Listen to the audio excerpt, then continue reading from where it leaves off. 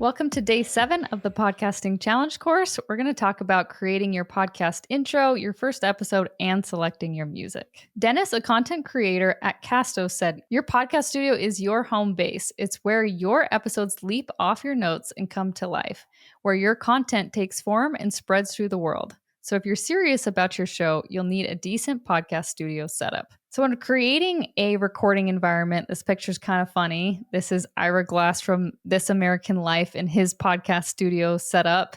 You want to make sure that you choose the right space. So you got to consider sound quality.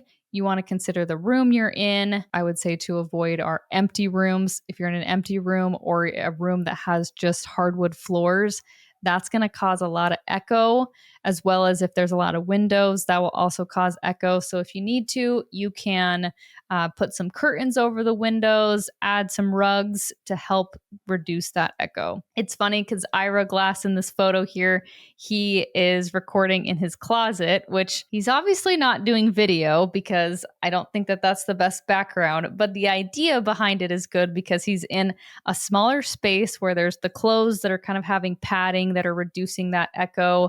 It's got that soft material capturing the reverb. So test out different areas in your home. Use different things that can help reduce that echo. So there's paneling that you can put on your walls, rugs, like I mentioned, curtains, things like that to just help reduce it. Hopefully, with the microphone you get, that will also help reduce any of that echo. But do different tests, see which areas of your home are best to start recording in. So you can see some panels kind of to the side and down here behind me. And if I turn around, you can see, we have panels around this room. And I thought that with this new Shure MV7 Plus mic that I had, which is a phenomenal mic, that I wouldn't have to put panels up in this new office, but it still was too echoey. And so this last week, we put up a whole bunch of different panels, and you can kind of see what they look like. They're not very expensive. You can get them on Amazon, and we put these command strips on the back, and then we connect them to the wall. So it's an inexpensive way to kind of create your own little studio, and you can feel your sound not bouncing off the wall, is kind of deadening the noise in the room. And it does make a big difference. Some basic tips for lighting your video is you want to make sure that the light is pointing at the subject, the host of the podcast, and position it off to the side of the camera, pointed kind of diagonally. So if your camera's facing straight forward, you want to have that light off to the left. I've actually got a light coming on me from this direction, and I have a window here. So hopefully it's evening out. So you want to make sure that you have some sort of lighting to just help make the quality a little bit better. And if you're using a camera or your computer, you could just have a ring light also that's right behind your laptop that's facing directly at you. They're pretty inexpensive, so you can go onto Amazon and just find, search ring light, and that can connect to your laptop and point at you. Pretty inexpensive lighting solution. One of the reasons, Annie, why I don't like lighting right in front of me is I think it hurts my eyes and I can't record it, and it just doesn't feel very good. It's not very pleasant to be looking into a bright light. So even if you can get one of those bright lights and put it right behind your camera, you might want to think twice about not doing it. It might reduce the amount of time you're able to record and how much you enjoy that recording session. Instead, I recommend you have two lights, one on either side of you. So you're not looking at the lights, but they're still shining on both sides of your face. You need two because if you just have one, then you're going to have one side that's light and one side that's dark. When you're setting up your equipment, you're just going to connect your microphone through the USB into your computer, and then headphones also into your computer, and then use the PodUp recording software that we showed you a demo of. Pretty simple and straightforward. If you have any issues, you can just reach out to your microphone support and work on getting that figured out. But pretty simple setup, just the microphone and headphones into your computer. When you're planning your intro, the introduction is going to be what plays at the beginning of every episode before you get into the actual content of the episode.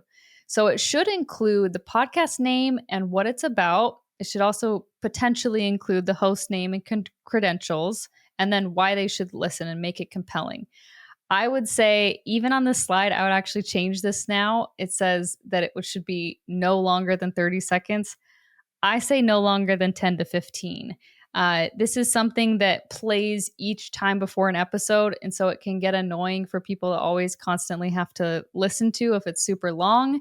If you want to have a longer introduction, I would suggest recording that and then having that as the trailer to your whole podcast. So then when people are coming and find your podcast, they can go listen to the trailer and have something longer to listen to that talks more about what the podcast is about. Otherwise, I'd make it something powerful, exciting, and just short and sweet so that they know where they're at, but don't have to listen to a whole 30-second or minute long speech just to get into the episode.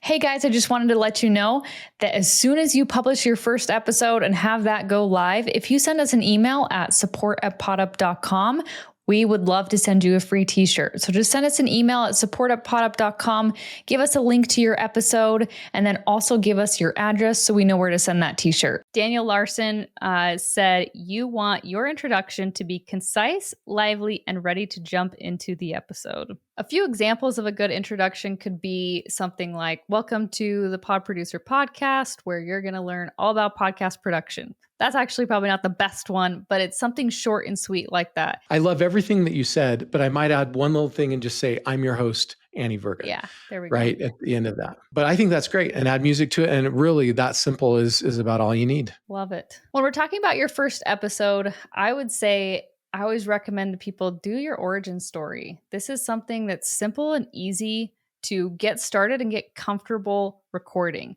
Tell your story. Tell why you started your podcast. Help the listeners get to know you and get yourself comfortable with that process. Because pressing record can kind of feel a little bit intimidating, but sharing your backstory and why you're passionate about your podcast theme, it can really help your audience get to know you and feel your authenticity while at the same time giving you that practice and helping to get you over the nerves of starting to press record. So what to share in your origin story is you want to start out with things that about yourself, talk about how you became so passionate about your theme, share your story that made you love your specific topic, introduce yourself, tell interesting facts about yourself, and share why you decided to start that.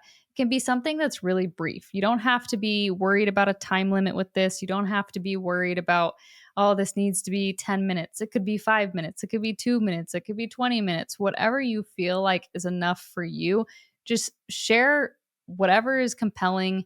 And don't go further, though. You always want to make sure that you're not just trying to add content to make it longer. Share what's compelling and something that is going to be beneficial to your listeners. One more thing that I recommend you add is anything that can give you credibility.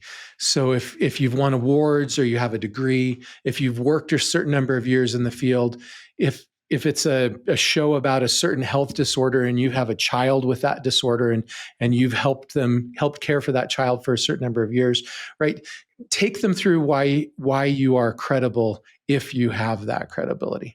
For any of your upcoming episodes, you're going to want to make sure that you research that topic, brainstorm themes that would grab listeners' attention. If you have a co-host, pick a topic you both feel comfortable speaking about, or if you're interviewing a guest, it's really important to research and learn more about your guest and research and learn more about what topics they potentially want. So sometimes that can be just ask them, say, hey, what topics do you feel most comfortable about? And then go that direction in those upcoming episodes. You can also write it out. So write out an outline to follow ahead of time and questions if you're doing an interview. And the last thing would be any call to actions. So when you're getting ready to record, I always say, and Nathan always says, don't just write out a script and read from it. You want to make sure that you just have an outline or something to follow so that you can keep going in the episode, but not look like you're just reading directly from a script. And if you're with a guest, have those questions in front of you. So have the questions ready and available so that you can keep the conversation flowing. But don't feel like you have to be so stuck to the outline you've written. If there's other things that come up or if the conversation goes in a good direction, let it go in that direction.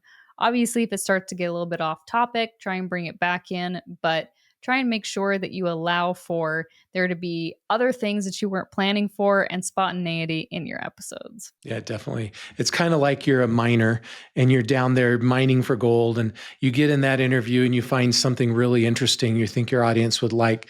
Dig deeper, ask the additional follow-up questions. that depth often provides most of the value of these episodes. It's also important to look at the camera and avoid reading from a script. It's easier said than done because it's easy for me to look at the camera when I'm doing an interview because I can look at that person, or it's easier to do a presentation like this because I'm looking at slides. But when it's just a solo episode and it's just you, it's harder to just look at yourself and talk into the camera. So having a bullet point outline in front of you will be much more helpful and to help you feel like you can look at the camera and not have to be looking away. Or write a bullet point list. So this outline could just be bullet points for the episode of things you want to cover so that you can be reminded by those bullet points. You can look down and glance at your notes so that you know what you wanted to talk about and then look up and continue speaking. I sometimes have a hard time looking at the camera when I record. I have a hard time with that because I want to look at the guest and I want to see their facial expressions and cues, and I want to know when they're stopping talking before I start talking. And it's really hard to do those kind of things when you're not looking at them and you're looking at the camera. There's AI technology out now that will change where your eyeballs are looking in the recording. And even if you're looking at the guest, it'll change it and make them look at the camera in the recording itself. And PodUp is our software is just about to roll out that feature. We've been seeing the demos and going through and testing that, and we're super close to adding that feature as well. A few other benefits of using an outline: it will help you to stay on track, have less pauses, think more clearly, need less editing, and focus on your research. But I would say don't worry about needing more editing or don't worry about having pauses, because that's the beauty of a podcast. It's recorded and you can edit it. So I always tell people that's the number one thing when they say, I'm about to start recording. What tips do you have for me? I say, don't worry so much because you can cut things out. You can make edits. As you guys will see this finished product of the challenge course, it'll probably look like we had no issues, but I can tell you I've had to stop and restart quite a few times because I've had mistakes, and that is totally fine. So use an outline, but then don't worry about these pauses. Don't worry about any mistakes. If you need to take a break, take a break. These are all things you can edit out. Visual storyteller Jethro Brewer, hopefully I'm saying that right, says, if you're just showing up without planning and having your conversation flow at least bulleted out to some degree, I can almost guarantee it's going to be 75% meandering mediocrity. Remember, writing sharpens thinking. Write and edit ruthlessly before you speak, and don't forsake the planning phase in favor of just winging it. We can all tell when you are. I think as a visual storyteller, he's probably a little bit more specific on actually making sure that your writing is maybe a little bit more perfect as you get into it. You don't have to be perfect, but having something in front of you is going to really help you know where you want to go and what direction you want to go and not feel like you're just winging it. Another thing to do is to practice out loud as if recording. So look at your bullet points, start practicing it out loud, test your equipment. You can even do a test recording with it, start testing it out, go over how you will with your episode. That will help you get over that hurdle. A lot of people just kind of hit this moment where it's like, okay, it's about time for me to press record. And they kind of freeze up and they're like, this is the moment. I've created all my branding. I've got my logo. I've started my website, and now I have to record and I don't know what to do. Don't worry about it. Practice out loud and just hit record. Just do it, and you can edit it, you can delete it, whatever you want to do. But time and time again, I've seen people who are nervous about it, and once they've done 5 episodes, it's like they're a pro. They feel so much more comfortable. They got over that hurdle and they boosted their confidence by just doing it and starting recording. All right, so a little bit back with our introduction. For your introduction, you're going to want to put music to it. It'll just help set the stage and tone of your podcast. So be picky about that. It should make listening more enjoyable and memorable. The more catchy it is, the better. I always love listening to intros of podcasts, or the ones I listen to. I never fast forward because I usually like the music. I think it's fun. It gets me in the mood to listen to the rest of the episode. So pick something that's going to be catchy, something that you like and you feel like fits the theme of your podcast and that fits your personality. So write out, if you're wondering, okay, well, how do I choose the best music for me? So write out a few adjectives that describe your podcast personality, and then pick music that fits that accordingly, or write out, different instruments you potentially like, and you want that to be part of the music. And choose something that also fits your personality, but also what will fit your audience's personality. So if you're a rap podcast, you should probably choose a rap song at the beginning and not like a jazz song. So choose something that fits the actual content of the podcast. And keep in mind that you will hear it over and over and over again. It's something you're constantly going to hear. So make sure it's something that you also enjoy and that you think your listeners won't get super sick of. So don't pick one of those annoying songs you can look up on YouTube and search like annoying songs that everybody hates and have that be the one that you use for your introduction. Choose something that people are going to generally enjoy. When picking your music, you want to try and find royalty-free music websites. So there's a lot of them, a lot of different ones out there, like Audio Jungle. They offer almost 2 million music tracks and sounds that you can purchase. Each of them costs between $1 and $99. Make sure to choose the right license because you'll need that for the multi-use option. Yeah, Audio Jungle there has a lot of really good options too.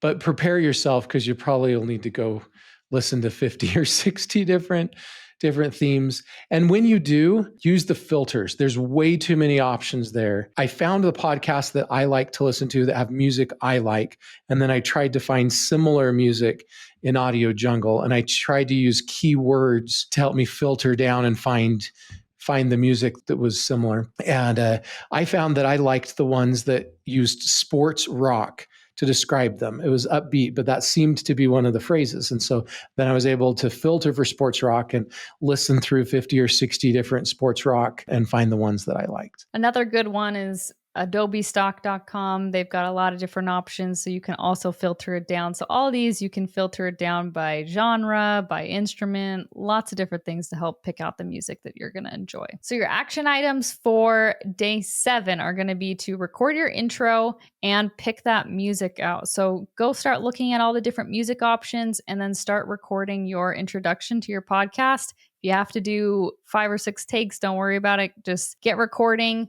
get the feel of it, and record your intro. For day 8, we're going to talk about podcast formatting and structuring your podcast.